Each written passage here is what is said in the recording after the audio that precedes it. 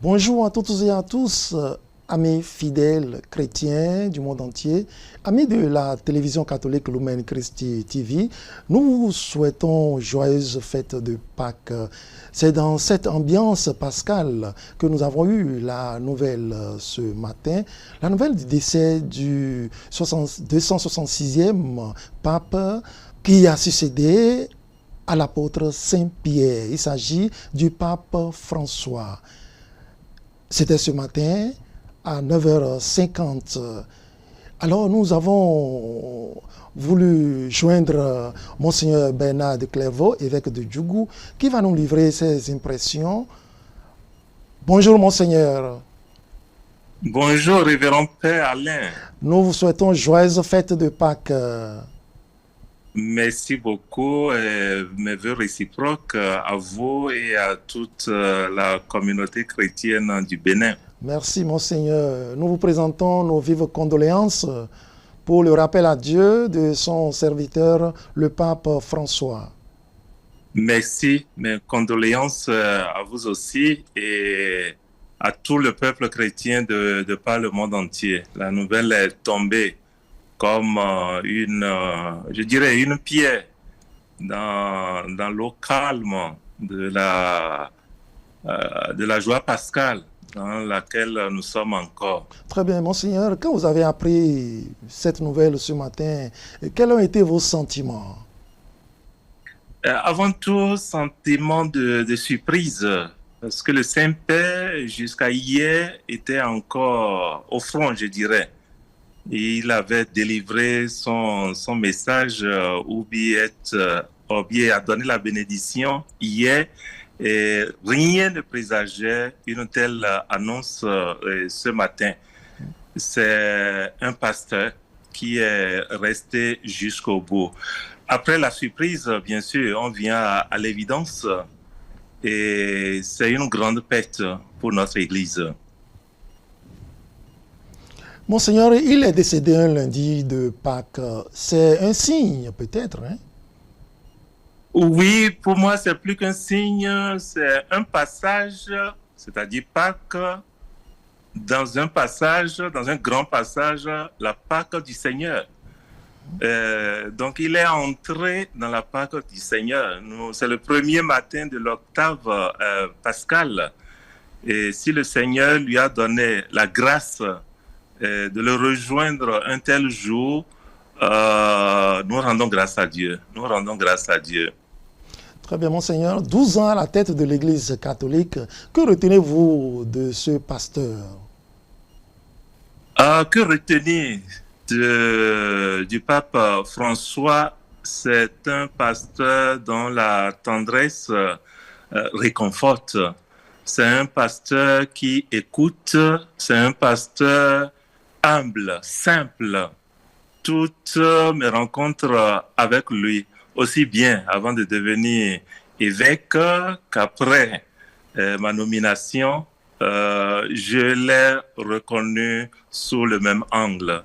Une personne très simple, très humble, qui écoute, qui est là pour les pauvres.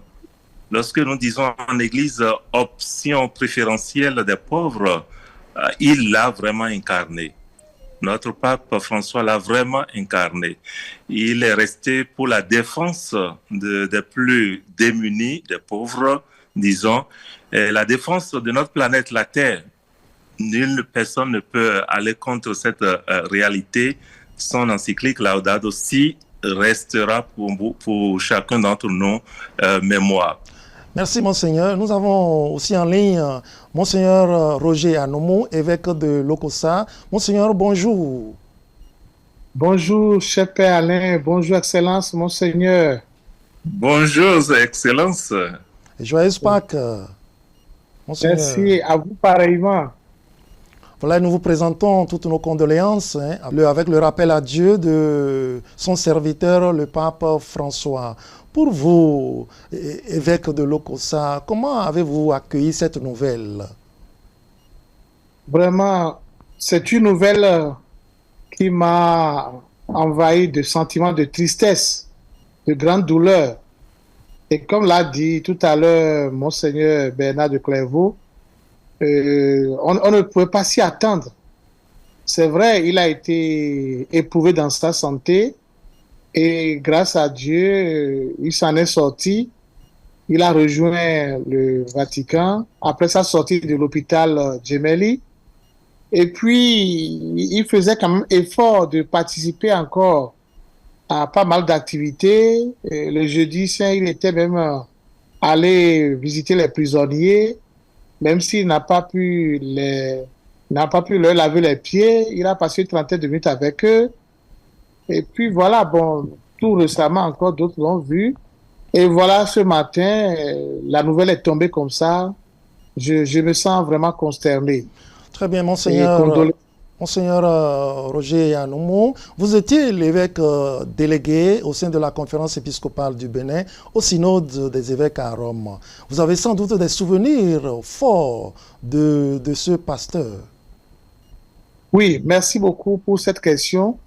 Effectivement, j'étais au synode et j'ai pris part à ces activités en tout le mois d'octobre 2024 et avant cela, tout le mois d'octobre 2023. Et effectivement, le pape François participait à ces activités. Quand il venait, il restait jusqu'à la fin.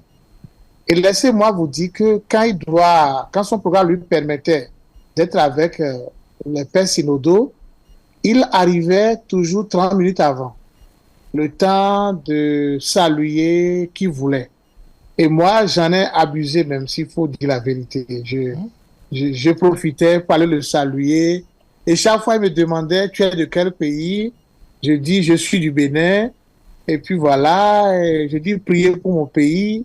Il était vraiment très affectueux, plein de tendresse, comme l'a dit tout à l'heure mon soeur Bernard de Clairvaux. Et puis voilà, bon, j'ai pris beaucoup de photos avec lui, sincèrement. Donc, même une fois, je lui ai dit, c'est mon anniversaire d'élection, en fait. Il m'a dit, vraiment, que Dieu te soutienne. Donc, dans toutes les positions, j'ai pris des photos assis devant lui. Des fois, même, il m'a imposé les mains. Donc, vous voyez que quand on a eu la chance d'aborder un personnage de ce rang et apprendre qu'il est décédé à l'improviste, cela, quand même, vous attriste. Très bien, Monseigneur. Voilà un peu. Monseigneur Bernard de Clairvaux, nous lisons ceci dans son document Evangelii Gaudium au numéro 83. Ne vous laissez pas voler la joie de l'évangile. Comment comprenez-vous cette phrase, Monseigneur Bernard? Ne vous laissez pas voler la joie de l'évangile. Oui. Quelle compréhension! Je dirais, le jour que le Seigneur lui a donné pour sa rencontre définitive, c'est-à-dire ce matin, et il est parti, dit tout, c'est un symbole. Nous sommes dans la joie des festivités pascales et il s'en est allé. Le Saint-Père, quelques années plus tôt, à travers cette exhortation, nous disait « Ne soyez pas en deuil. Je pars, mais l'évangile reste ce qui doit être le chef-d'œuvre. Je pars, mais mon deuil, mon départ, ma mort ne doit pas devenir pour vous objet, c'est-à-dire raison pour être en deuil. Que l'évangile soit la première chose, c'est-à-dire la joie du ressuscité. On peut considérer cette phrase comme son testament, le testament qu'il laisse à l'humanité entière. Exactement. C'est ce que j'essayais quelque part de caricaturer. Dans l'évangile réside une joie sans pareille et personne, aucun baptisé ne doit se permettre de laisser cette joie voler. Et c'est ce que le Saint-Père essaie de nous dire. Quelles que soient les péripéties de la vie, quelles que soient les difficultés, nous devons rester toujours joyeux. Et notre Saint-Père a incarné cela. Même au cœur de la souffrance, il a beaucoup souffert. Et rien ne lui a ôté cette joie. Et il est toujours souriant. Chaque fois que vous le voyez, il est toujours souriant, malgré sa maladie. Et ça, c'est l'incarnation de cette exhortation. Très bien. Monseigneur Roger Anomo, nous nous rappelons encore, nous souvenons d'un geste fort qu'il a posé le 13 mars 2013 quand il est apparu au balcon. Il a demandé à tous ceux qui étaient là de prier pour lui et il a sorti une phrase par la suite. Il a demandé à la foule de le bénir. Un geste très fort. Monseigneur Roger Anomo. Oui, le pape François nous a beaucoup édifiés par sa simplicité.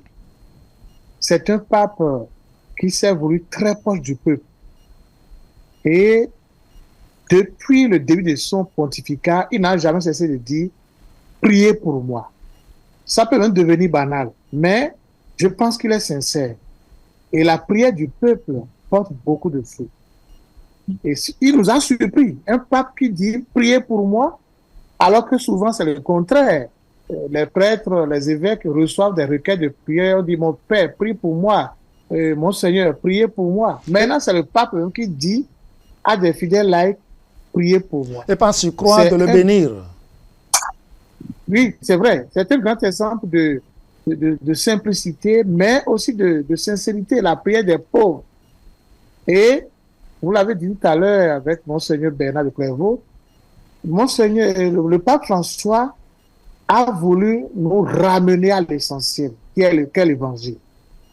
Parce que, vous savez, on peut s'emballer dans des grandes théologies, dans de grands auteurs, de grandes réflexions. Et il y a des pays qui ont développé tellement de traditions, mais parfois des traditions qui éloignent de l'évangile. Quand le pape François a commencé son pontificat et a commencé à surprendre, bon, moi je l'ai dit une fois, il ne fait rien d'extraordinaire, non pas pour minimiser son travail, mais plutôt, il est en train de nous faire redécouvrir la beauté de l'évangile. Jésus-Christ qui nous parle, Jésus-Christ qui, dans un langage simple, que tout le monde comprend, qui était sur les chemins tous les jours, qui éveille les consciences à ce que Dieu attend de l'homme. C'est ça l'évangile. Et il faut mettre en pratique cette parole de vie. Hein? Et l'évangile nous remplit de joie. C'est l'évangile qui permet à l'homme de bâtir une société saine. Moi, je dis toujours, si l'homme s'employait, s'efforçait même de respecter les 10 commandements, mais personne n'irait en prison. Tu ne voleras pas. Tu ne tueras pas. Tu n'iras pas ravir à ton prochain ce qui ne t'appartient pas. Donc, je pense qu'avec le pape François, nous avons eu la joie de revenir à l'évangile. Parce que on peut côtoyer l'évangile, on peut devenir trop habitué à l'évangile et ne même plus y faire attention. Merci, mais le pape François nous a permis de revoir que l'évangile, c'est la parole de vie. C'est la parole de Jésus-Christ. Et Jésus-Christ n'est pas un savant passé. Jésus-Christ n'est pas Socrate, n'est pas Platon. C'est pas quelqu'un qui a laissé une doctrine dans un livre mort qu'on va juste lire pour s'informer. Mais c'est quelqu'un de vivant qui nous entraîne à sa suite. Très bien. Alors donc, vous voyez, et quand le pape est dans l'évangile, tout ce qu'il dit, c'est pour que nous puissions le suivre. C'est pour que nous puissions mettre l'évangile en pratique. Et ça nous rappelle Gandhi, le sage indien. Quand il a lu l'évangile, il dit, mais où sont les chrétiens? Où sont ceux qui se disent disciples de cet homme-là? Donc ça dit que le défi qui reste encore dans notre monde, c'est de mettre en pratique l'évangile. Très bien. Merci, Monseigneur. Monseigneur Bernard de Clairvaux, nous avons vu que le pape François, c'est le pape proche des pauvres, le pape qui ne cesse de nous parler des périphéries, aller vers les périphéries. Il a même dit qu'il souhaiterait encore avoir une église sale, une église qui s'approche des pauvres, qui se retrouve dans la rue, plutôt qu'une église qui se ferme dans son confort. Monseigneur Bernard de Clairvaux, comment comprenez-vous ce désir ardent-là de voir l'église proche des pauvres qu'avait le pape François? Merci mon père. Dans ma première prise de parole, que retenir de ce pape, je disais c'était un pape très proche des démunis, des marginalisés. Des migrants. Un pape qui a vraiment incarné ce que l'Église enseigne dans sa doctrine sociale lorsqu'elle dit option préférentielle des pauvres. Donc, lorsque le pape François demande d'aller vers les périphéries, il demande d'aller vers ceux pour qui le Christ est venu.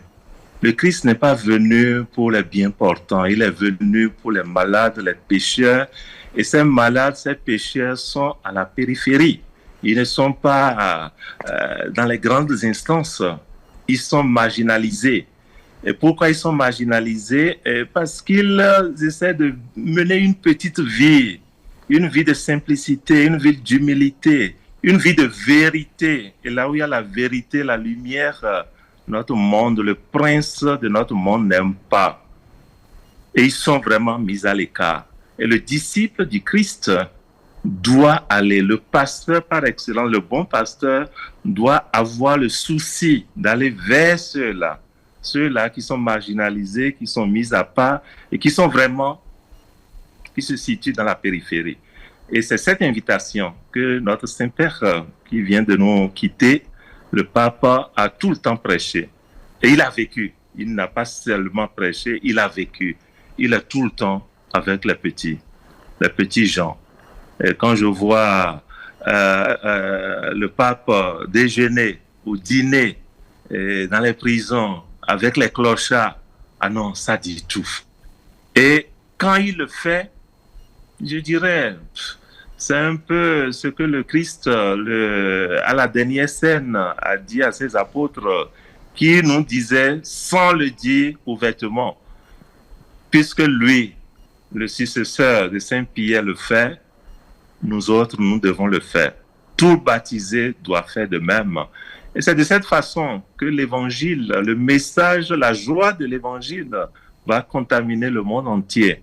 Et ça ne serait pas quelque chose réservé à des élites, à des théologiens, à des connaisseurs, mais à des gens petits, ceux qui cherchent véritablement Dieu. Très bien, Monseigneur. Monseigneur Roger Anoumou, vous êtes encore avec nous? Oui, je suis toujours là. Voilà, merci, Monseigneur.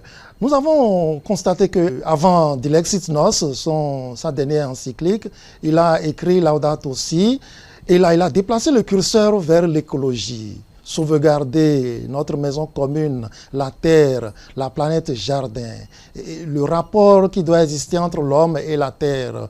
Vous qui vous êtes investi dans tout ce qui est créativité, esprit créatif, dites-nous, que peut-on retenir de tout ce que le pape François nous demande en lien avec cette terre qui est notre maison commune? Voilà, merci beaucoup. Le pape, d'abord, nous a fait, je pourrais dire, une mise en garde. Non pas une menace, mais c'est une vérité. Il a bien dit, Dieu pardonne toujours. Les hommes pardonnent quelquefois, mais la nature ne pardonne jamais.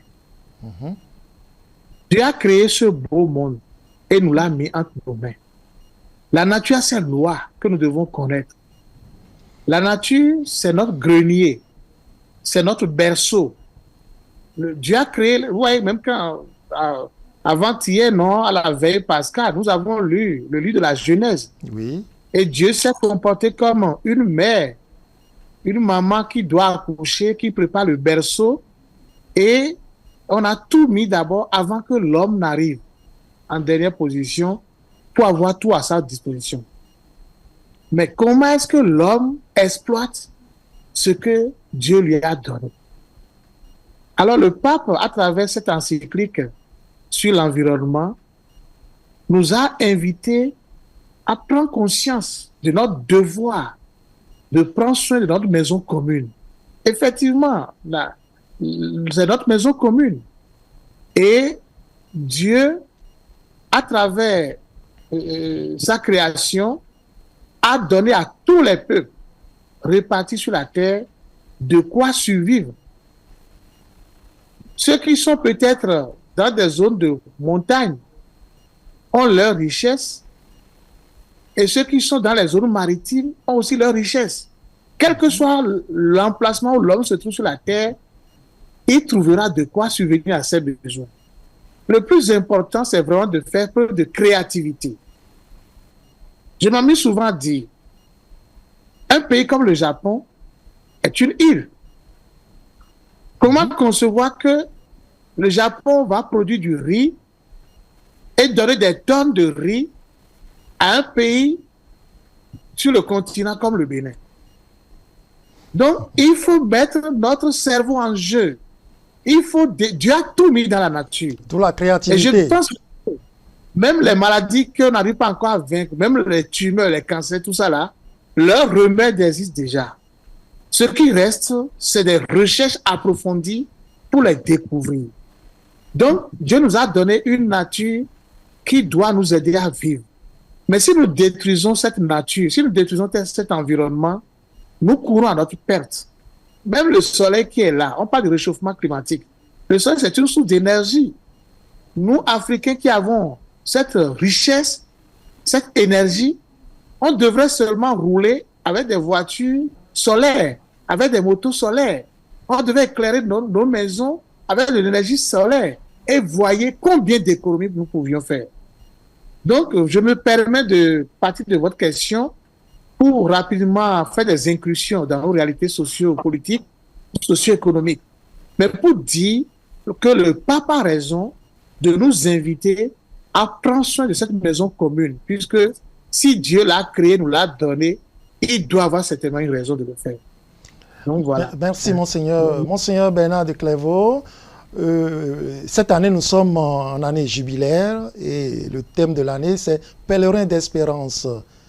Le pape François a désiré ardemment que nous puissions vraiment vivre dans cette espérance, que l'espérance ne déçoit pas, que à la fin de nos jours, nous verrons la gloire de Dieu. Monseigneur Bernard de Clairvaux, qu'est-ce que ce thème de l'année jubilaire fait en vous? Quel retentissement cela donne en vous? Maintenant que le pape François, celui-là même qui nous a exhortés à entrer en année jubilaire, n'est plus avec nous. Oui, le pape François, il y a quelques moments, nous a invités et nous conduisait, je dirais aujourd'hui, progressivement vers l'année jubilaire que nous célébrons et c'est prévu qu'il va clôturer cette année, mais là, il n'aura plus, il n'est plus avec nous, il n'aura plus la grâce de clôturer ça. Et lorsque je situe votre question dans le contexte que nous vivons aujourd'hui, le contexte de départ vers le Père éternel du pape François, je dirais qu'il a vu juste. Et il invitait le monde entier, tous les baptisés, à devenir des pèlerins d'espérance. Que le départ de François ne nous endeuille pas. Restons dans l'espérance qu'il va vers le Père et aujourd'hui qu'il contemple le visage béatifique du Père éternel, ce qu'il a commencé de faire avec nous, il va poursuivre cela jusqu'à son accomplissement. Merci, donc, ça, c'est la première interprétation que je donne à cela. Deuxième interprétation, qui est l'interprétation ordinaire que nous avons perçue jusque-là, le Saint-Père nous appelle à garder espérance, à faire confiance en Dieu, quel que soit ce qui se passe dans le monde, parce qu'il était conscient de ce qui se passe dans notre monde, comme douleur, comme guerre, comme marginalisation des pauvres. Il appelle à garder espoir. Ce n'est pas la fin. Au bout du tunnel, il y aura toujours la lumière. Il y a eu passion, nous venons de vivre cela, il y a eu passion du Christ, mais aujourd'hui, tout le monde entier crie, le Christ est vraiment ressuscité des morts.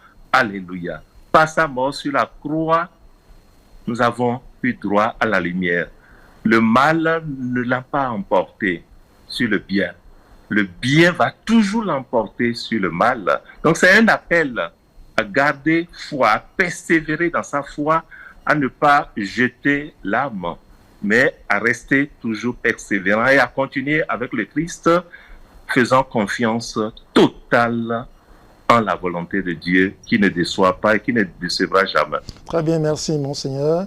Je voudrais poser la même question de fin à vous deux, en vous demandant, bientôt nous aurons, après les obsèques du pape François, nous aurons le successeur du pape François.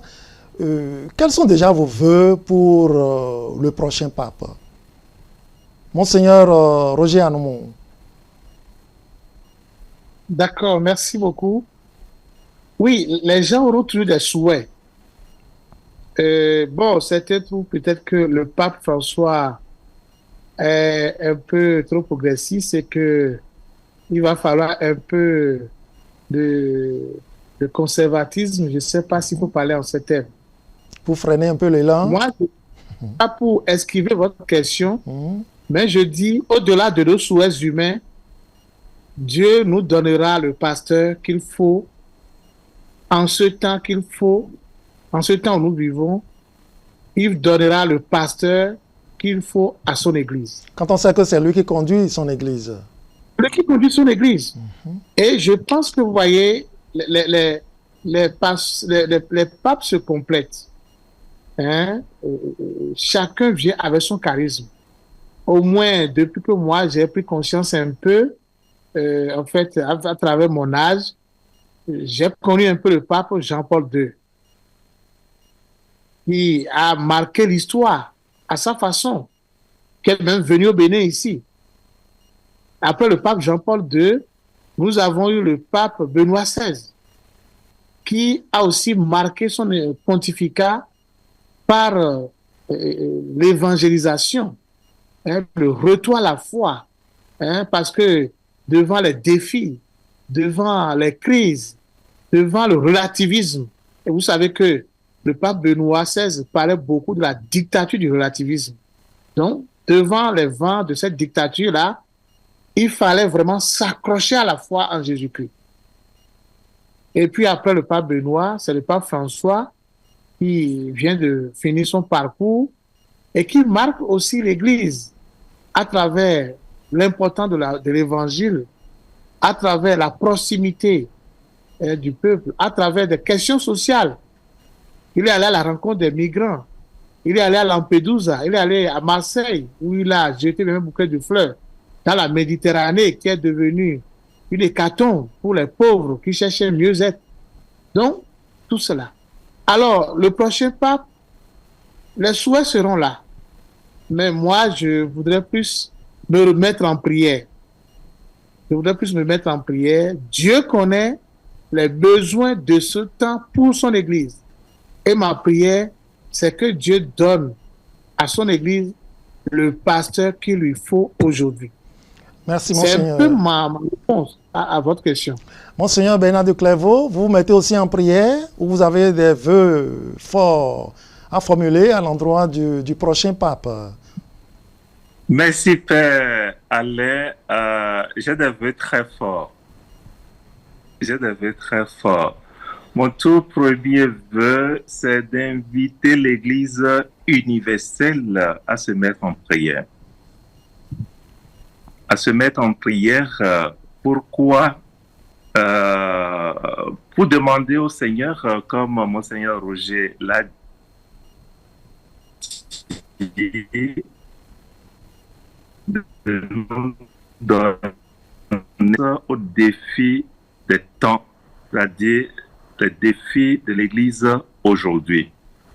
De se mettre aussi en prière pour que ceux qui sont habilités à choisir le pape, je voudrais faire allusion aux cardinaux, ils restent à l'écoute du Seigneur, à l'écoute de l'Esprit Saint,